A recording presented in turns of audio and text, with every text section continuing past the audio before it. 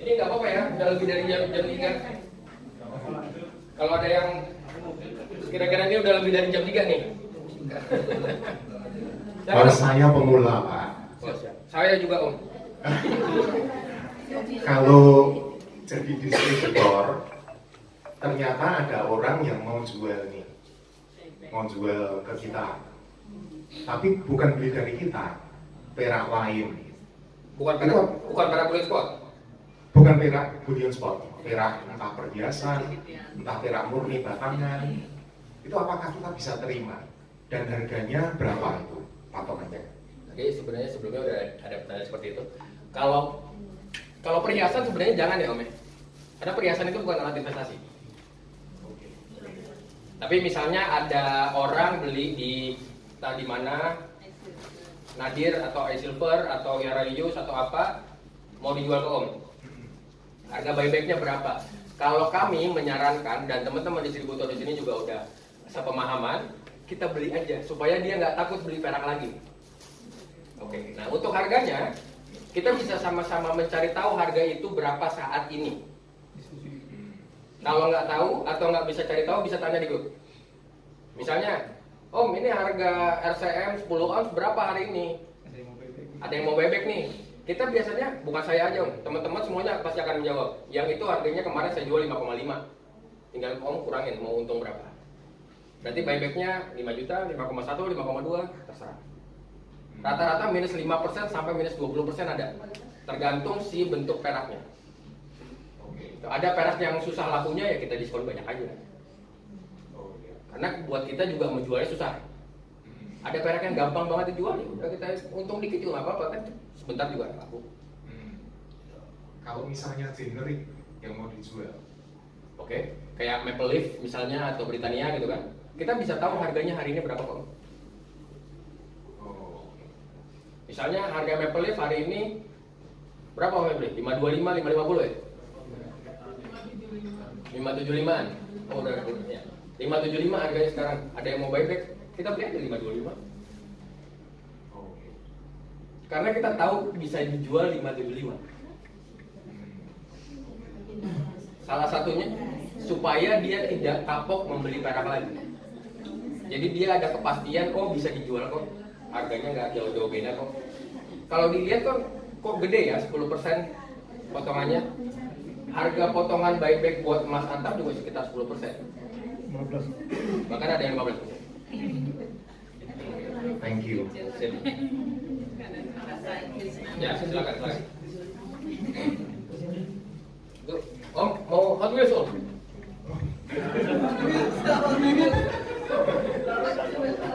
Aku sharing dikit lah sebelum Om Taufik nih, biar Om Taufik bisa maju.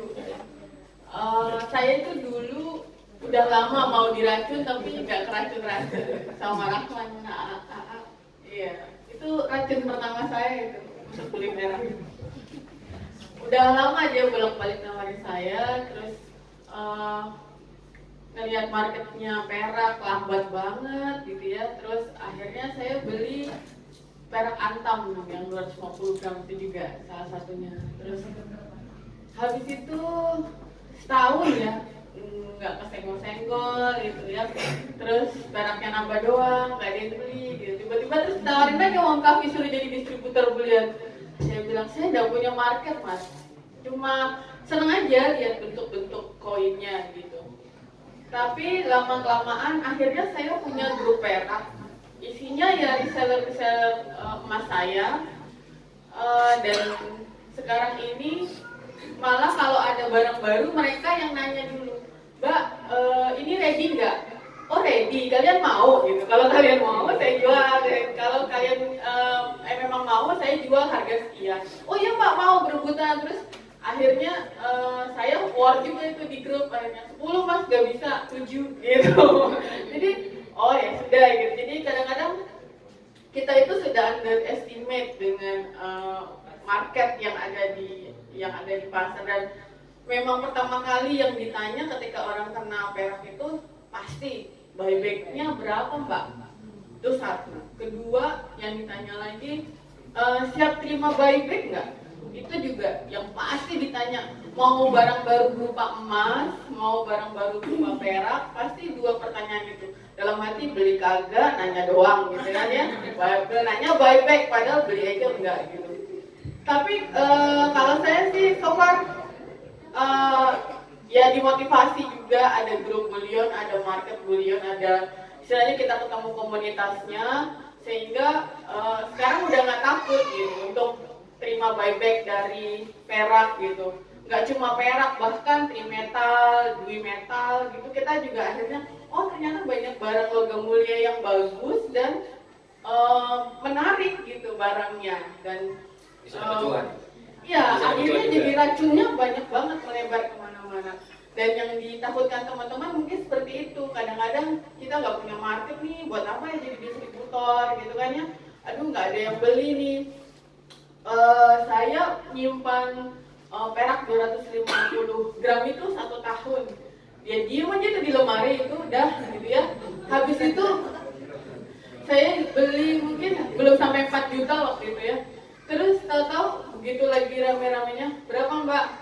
Sekarang harganya saya lihat udah 4,8. Oh iya 4,8, 4,9. Ini sekarang saya mau gitu. Padahal dulu itu saya posting di grup itu nengok aja mungkin nggak ada.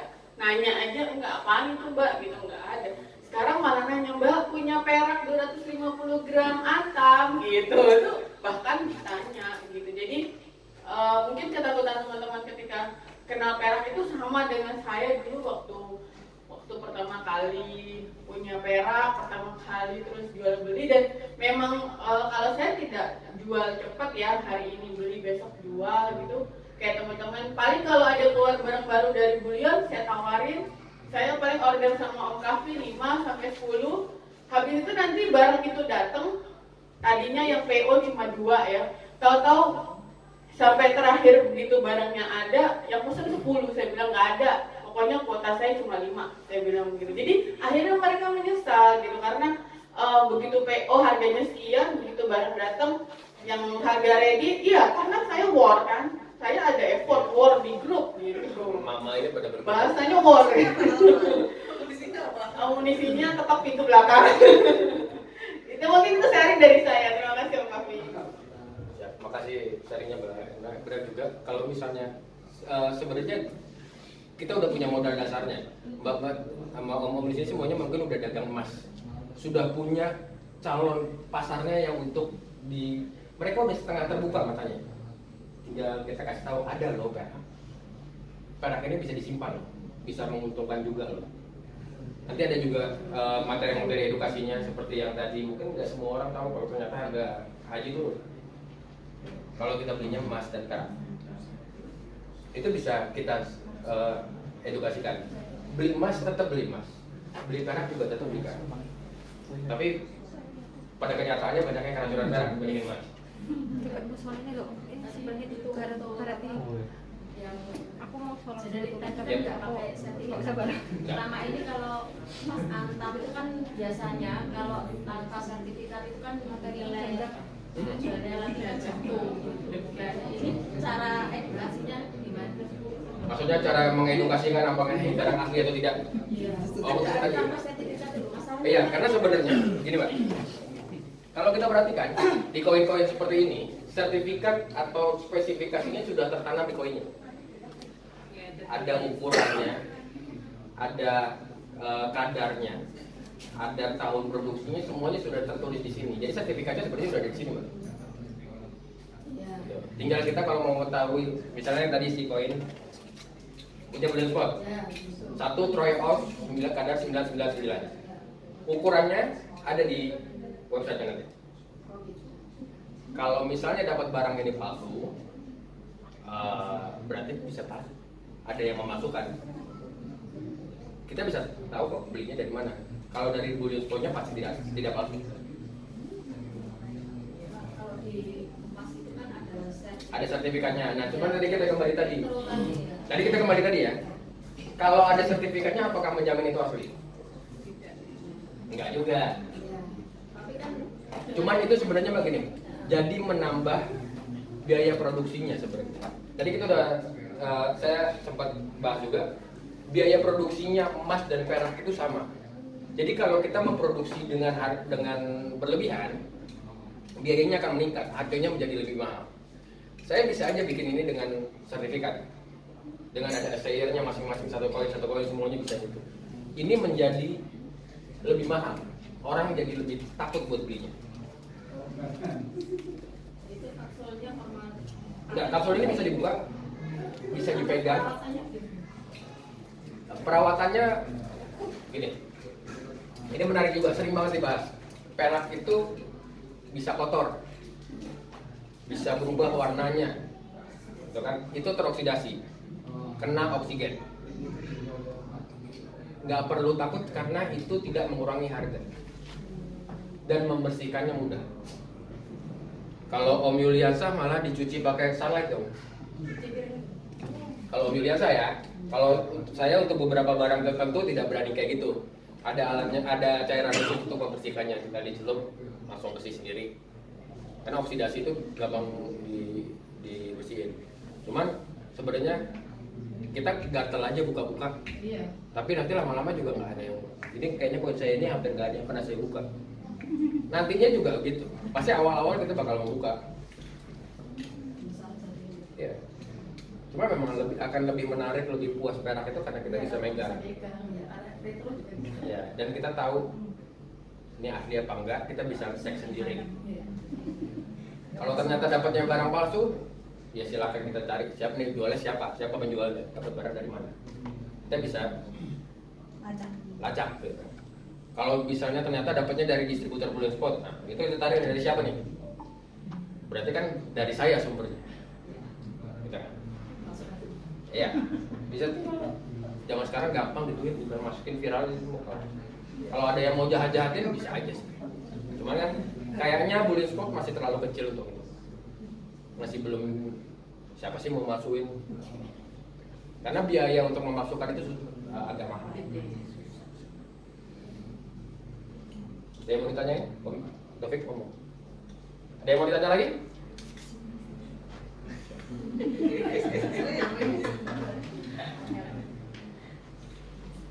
Cuma mau nanya seberapa besar pasar perak dibanding emas di Indonesia ini? Oke. Itu riset itu. Ya. Pasar perak di Indonesia untuk data penjualannya tidak pernah diketahui. Karena datanya yang paling bisa kita lacak adalah dari Antam. Data penjualan silver Antam dibandingkan emas Antam sangat sedikit. Mungkin hanya sekitar 5% dari penjualan emasnya. Tapi kembali, itu tidak merefleksikan sebesar itulah pasarnya. Karena memang produksinya Antam itu utamanya bukan emas. Bukan perak. Bukan emas pun. Antam itu core bisnisnya adalah nikel. Sampingannya adalah emas. Sampingannya dari sampingan itu adalah perak. Tapi bukan merefleksikan kalau sebesar itulah pasarnya. Justru sebenarnya kita bisa melihat populasi kita sekitar 250 juta, 250 juta sekarang. Kita mencari 0,1%-nya aja mudah. Saya sempat jadi sekalian kasih tahu ya, Bullion Spot itu bekerja sama dengan Tamu Gold dari Malaysia. Kita bisa bekerja sama untuk saling memasarkan produk masing-masing. Mereka bercerita kalau di sana susah untuk menjual emas dan perak. Bahkan mereka menjual produk emasnya susah. Mencari 0,1% dari populasi yang 23 juta, itu 23 juta itu kayak Jakarta waktu siang. Ini satu negara, 23 juta. Satu negara Malaysia. Satu negara Malaysia. Dia mau mencari 0,01%-nya aja susah buat jualan. Kita 250 juta, 280 juta. Let's say 0,0001%-nya masa nggak dapet. Itu potensi. Jadi kalau pasarnya seberapa kita nggak tahu, tapi potensinya sangat besar. Pasar kita sangat besar. Apalagi zaman sekarang internet, orang dari Aceh bisa jual ke Papua. Jadi peluangnya sangat besar. Ada lagi yang kemarin udah banyak yang jualan di TikTok, jualan sangat kreatif. Pasarnya sangat besar, potensinya besar.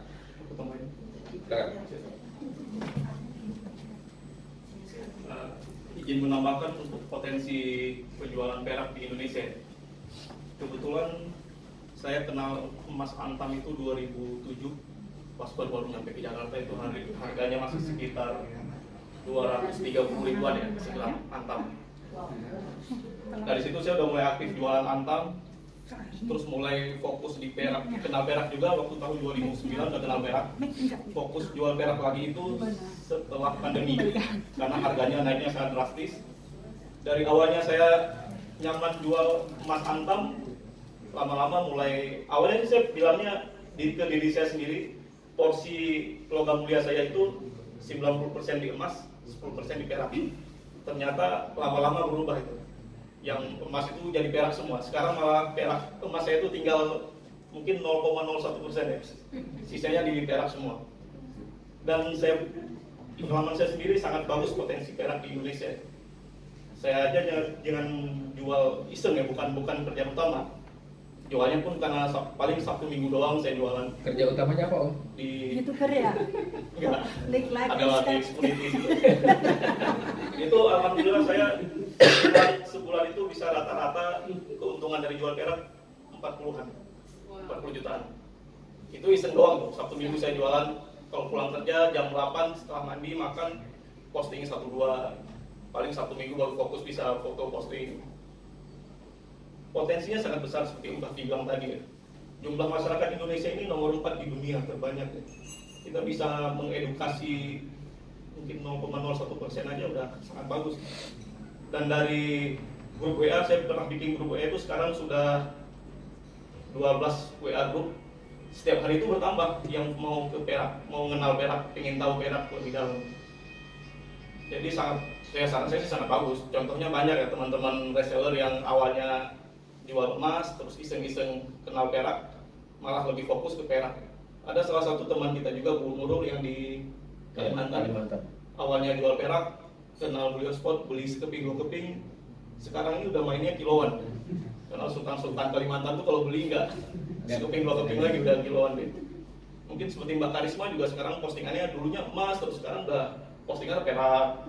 Seperti Mbak Gris juga, dulu kita lihat postingannya emas sekarang udah ganti ya, udah beralih dari list emas ke list perak. Berarti saya lihat ini cuan perak sepertinya lebih menjanjikan ya, karena dari modal yang sama dengan emas di perak itu bisa 10 sampai 20 kali lipat keuntungan dari emas. Seperti tadi contohnya modal 1 juta kita jual emas antam, kalau sekarang mungkin untungnya 20.000. Kalau di perak saya bisa untung 400.000 jual perak ya, itu dengan modal 1 juta. Kita bisa beli, misalnya beli 1 koin 1 dirham ini yang modalnya 55.000, bisa kita jual 65.000 atau 70.000, 15.000 dikali 20 keping udah sangat lumayan gitu. Keuntungan stoknya gimana Mas ya? Gimana Pak? Tadi bisa dapat income kurang lebih 40 tadi, manajemen stoknya gimana? Apa tuh manajemen stok? Ya, ini menarik. Bahasa pasar yang Oke. gimana? Ini menarik nih, kita diskusi soal manajemen stok. Saya pribadi, kalau saya belajar perak baru 1 bulan terakhir ini Mas. Siap. Saya emas sudah alhamdulillah sudah 10 tahun. Saya dengan belajar perak kemarin saya mewajibkan diri saya, kalau saya setiap kali punya 100 gram emas, saya harus punya 1 kilo perak. Kalau saya sudah punya 1 kilo emas, berarti saya harus punya 10 kilo perak buat diri saya pribadi. Nah tentunya untuk menuju ke situ, saya tertarik dengan tadi bilang bisa punya income 40 juta, itu gimana caranya ini? Nah, sorry, ini soal manajemen stok tadi. Ya. Gini, kebanyakan ini awal-awal ini sering banyak mahasiswa yang bertanya seperti ini. Biasanya kalau jualan emas, stock in, stock out. Iya. Benar nggak? Iya. Out in. Kalau kita belinya yang barang premium, kita jual, kita belum tentu dapat beli lagi. Benar nggak? Iya. Nah, kalau di perak, kita nggak perlu beli lagi yang itu. Tapi Yang penting beli lagi perak dengan harga yang bisa kita jual. Bentuk apapun. Saya beli 500. Kita ngomongin soal contoh, kita produk beli spot arwana 540, jual 590. Buat beli arwana lagi udah nggak ada. Adanya apa nih? Oh, adanya maple. Beli maple. Jual. Mau beli apa lagi nih? Apa yang ada nih? Ditanya, kita beli. belinya kemana Mas? Kita semua saling sharing di Oh, grup sesama itu. distributor. Ya. Hmm. Jadi kebanyakan punya pasar masing-masing nih. Si Om Yuliasa tadi bilang punya 12 grup distributor. Mantap sekali. Dia punya 12 grup komunitas peraknya. Mbak Grace punya grup sendiri. Om Abdurrahman punya grup sendiri. Mbak Risma punya grup sendiri. Lama-lama nanti mungkin teman-teman di sini yang sudah biasa dagang emas kan udah punya pembeli masing-masing nih. Itu diracuni perak. Jadi punya grup sendiri. Belinya dari mana? Nah itu kita kerjasama. Kita mencari barang-barang murah. Kadang-kadang ada info, nih ada yang jual murah, nih ada yang jual murah. Kita bisa saling kerjasama seperti itu. Barangnya apa nih kita beli. Jadi tidak perlu diganti dengan barang yang sama. Yang penting gramasinya nambah terus. Makanya kalau bahasa kita yang paling mudah, kalau udah cuan bungkus, tambah lagi barangnya, gramasinya kita nambah. Udah untung 50.000 kita beli. Kalau 10 kali gitu berarti kan gramasi kita udah nambah. Dari 10 ons berarti udah jadi 11 ons. Terus tambah tuh. Jadi gramasinya kita terus tetap ditambah. Jenisnya apa aja yang penting. Kalau Mas Yuliansa, punten, saya masuk grupnya Mas Yuliansa misalkan. Terus setelah itu saya mencoba beli 1-2, terus saya nanya, Mas Yuliansa, saya pengen jadi distributor seperti Mas Yuliansa. Akhirnya saya pisah sama Mas Yuliansa di situ.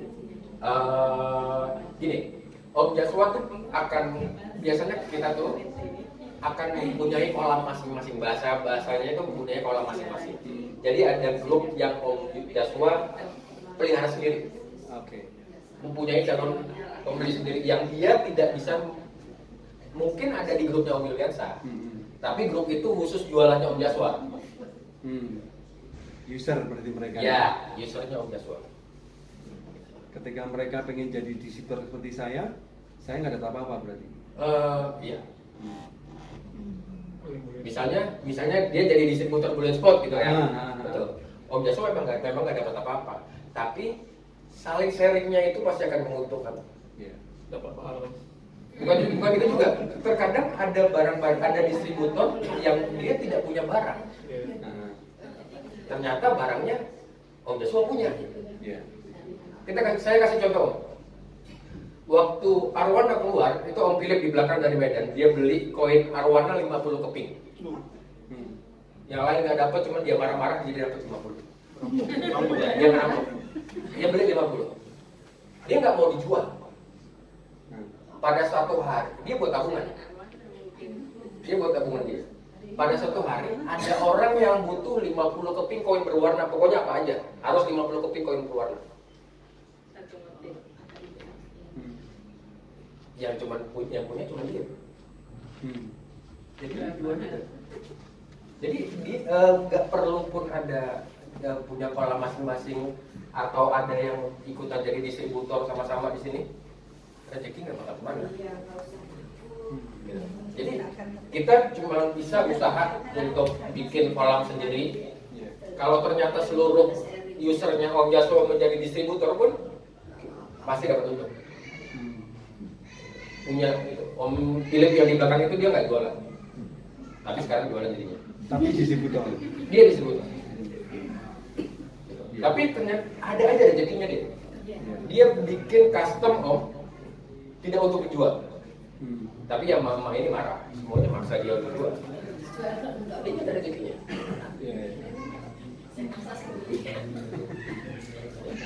Begitu menariknya karena.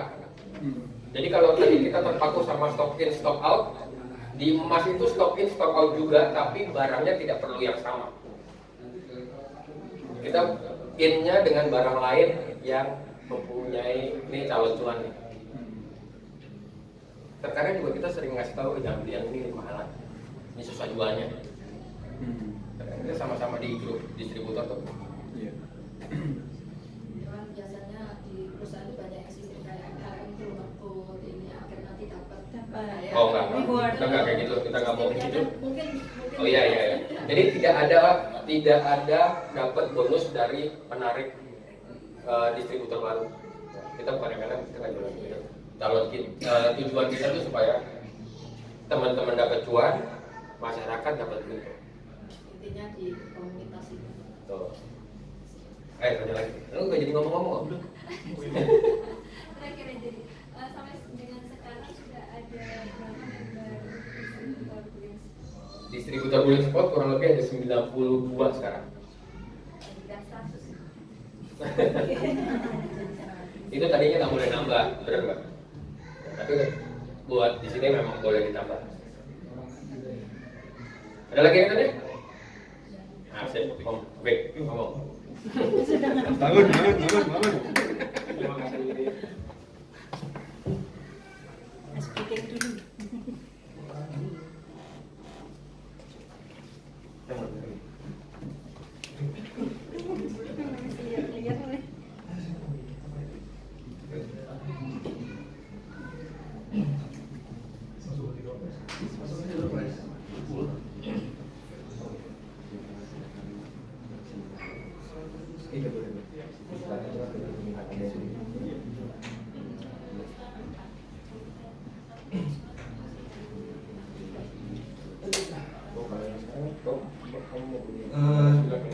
Selamat sore teman-teman. Masih pada bangun? Masih bangun lah. Soalnya masih semangat banget dan tungguin dengerin Om Kafe ya.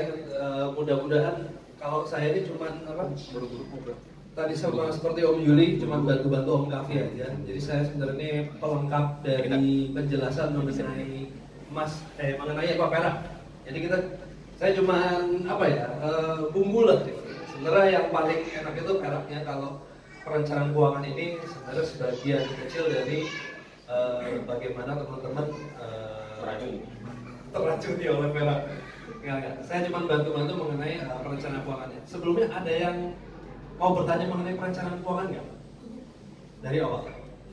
Iya. Oh ada. Ayo. Jadi saya boleh presentasi ya? Iya.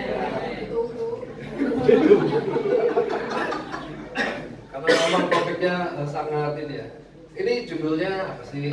Simple Personal Finance. Jadi sebenarnya saya juga bingung begitu diminta Om Kafi bantu-bantu. Ya pokoknya mengenai perencanaan keuangan. Jadi kalaupun teman-teman punya pertanyaan mengenai perencanaan keuangan pribadi, keluarga, apapun itu silakan aja feel free untuk bertanya. Nah ini saya. Nama saya Taufik Ismail. Kalau saya biasa dikenal dengan mentor keuangan. Saya ini sebenarnya seorang karyawan biasa yang kebetulan juga suka emas, investor emas pada awalnya, terus ketemu Om Yuliansyah, akhirnya jadi suka perak dan teracuni sampai sekarang. Nah, akhirnya ya itulah.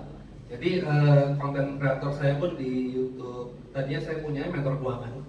Akhirnya saya pun buka gudang emas dan perak. Isinya mengenai review mengenai perak dan silver, bullion, spot pastinya dan lain-lain.